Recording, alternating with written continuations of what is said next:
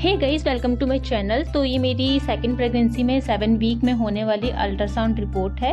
First pregnancy में मेरे जितने भी अल्ट्रासाउंड हुए थे, चाहे वो अर्ली प्रेगनेंसी का यूएसजी हो या 9 वीक या 8 मंथ या 7 मंथ, जितने भी मेरे यूएसजी हुए थे ना फर्स्ट प्रेगनेंसी में, तो वो मैंने सारे वीडियो में आपके साथ डिस्कस करे हुए हैं। और ये मेरी सेकेंड प्रेगनेंसी में जो 7 वीक में मेरा यूएसजी हुआ था उसकी रिपोर्ट है जो मैं आपके साथ आज डिस्कस करने जा रही हूँ।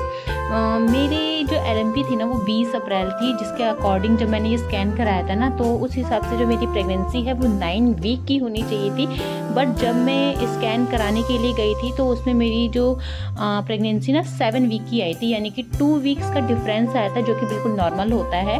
क्योंकि कभी कभी ऐसा होता है ना कि हमें कंसीव लेट में हुआ होता है, तो इस वजह से हमारे जो वीक्स होते हैं ना वो थोड़े पीछे चले जाते हैं। तो 9 वीक की प्रेगनेंसी की जगह ये मेरी 7 वीक की प्रेगनेंसी थी, यानी कि 2 वीक मेरा स्टार्टिंग से ही मतलब अंतर चला था, शुरू से ही लास्ट तक मेरा अंतर चला था 2 वीक का। ठीक है, तो इसमें ऊपर जो है बेसिक डिटेल्स दी होती हैं, जिसमें डेट, आपका नाम और आपकी एज वगैरह और किस डॉक्टर ने आपको प्रेफर किया है वो लिखा होता है। उसके बाद LMP जो आपकी है, यानी कि लास्ट मेंस्ट्रुअल साइकिल आपको कब आई थी, किस डेट में आई थी, वो आपको बतानी होती है यूएसजी करने वाले को। और उसके अकॉर्डिंग ही, यानी कि LMP के अकॉर्डिंग आपकी क्या एक्सपेक्टेड डेट ऑफ डिलीवरी बनती है वो उसमें आती है।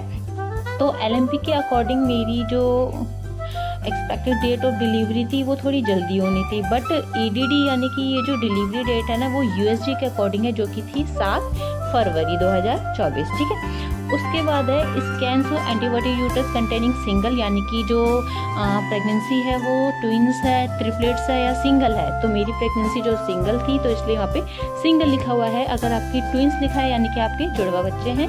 ठीक है, नेक्स्ट में है आपका फेटल पॉल और योक सैक प्रेजेंट। जो मेरी 7 वीक की USG है उसमें फेटल पॉल भी सीन हुआ था और योक सैक भी सीन हुआ था। कभी कभी ऐसा होता है कि खाली योक सैक ही बना होता है, फेटल पॉल सीन नहीं होता है, क्योंकि कई बार ऐसा होता है ना कि हम USG करने के लिए कभी 5 वीक में चले जाते हैं, 6 वीक में चले जाते हैं, तो उस समय तक खाली योक सैक ही बना होता है। और उसके बाद डॉक्टर हमें 1 हफ्ते बाद दोबारा बुलाते हैं, तो फेटल पोल और योक सैक दोनों ही प्रेजेंट होते हैं।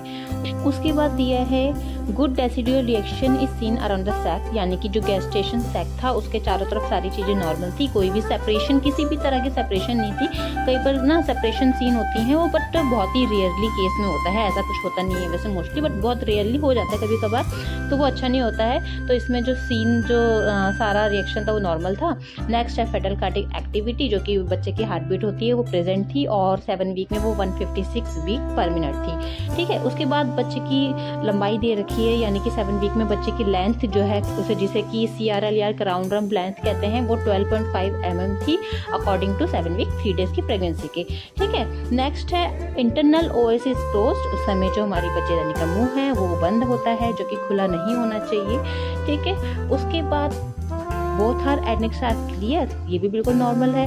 Bladder is adequately distended and does not show any intraluminal pathology. ठीक है, तो ये भी बिल्कुल नॉर्मल है। लास्ट में इंप्रेशन में बताया जाता है कि प्रेगनेंसी आपकी कितने वीक की है, तो वो भी बिल्कुल नॉर्मल लाइन थी। 7 वीक 3 डेज की प्रेगनेंसी उसमें शो हुई है, यानी कि जो प्रेगनेंसी की मैच्योरिटी वो 7 वीक 3 डेज की थी। ठीक है, उसके बाद ये कुछ इमेजेस शो होते हैं जिसमें बच्चा आपका 7 वीक में किस तरीके से दिखता है, वो थोड़ी छोटी छोटी सी पिक्चर्स हैं।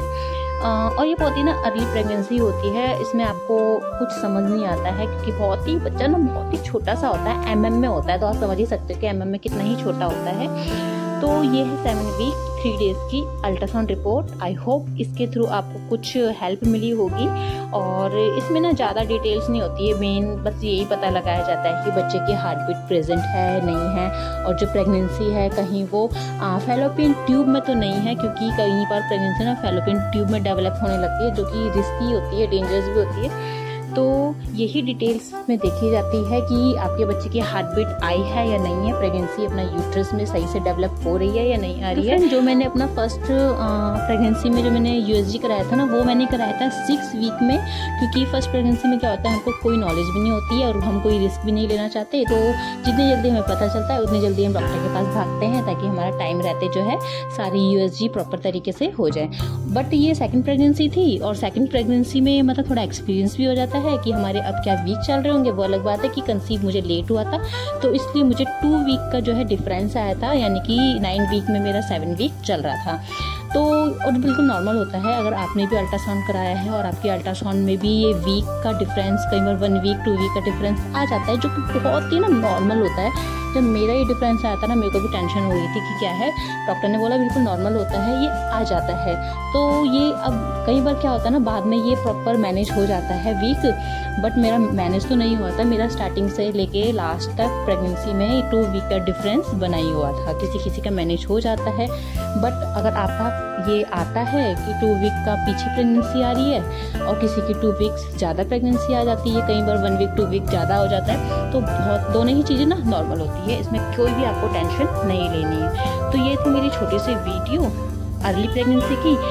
आई होप उसमें आपको बहुत सारी हेल्प मिली होगी, बेसिक डिटेल्स और कुछ 2-4 चीज़ें जिसमें ना पता लगती है, और ये मैंने आपके साथ शेयर कर दी है। नेक्स्ट मैं आपके साथ शेयर करूँगी 9 वीक में होने वाली अल्ट्रासाउंड रिपोर्ट, ठीक है, क्योंकि 9 वीक में मैंने बहुत ही जल्दी करा लिया था, और क्यों कराया था ये भी मैं आपके साथ नेक्स्ट वीडियो में शेयर करूँगी। ठीक, मिलेंगे अब नेक्स्ट वीडियो में जल्दी ही। तब तक के लिए आप अपना ख्याल रखें, bye, take care, and channel को सब्सक्राइब भी जरूर करना। वीडियो पसंद आए तो like and share and comment भी जरूर करना। मिलेंगे नेक्स्ट वीडियो में, बाय बाय।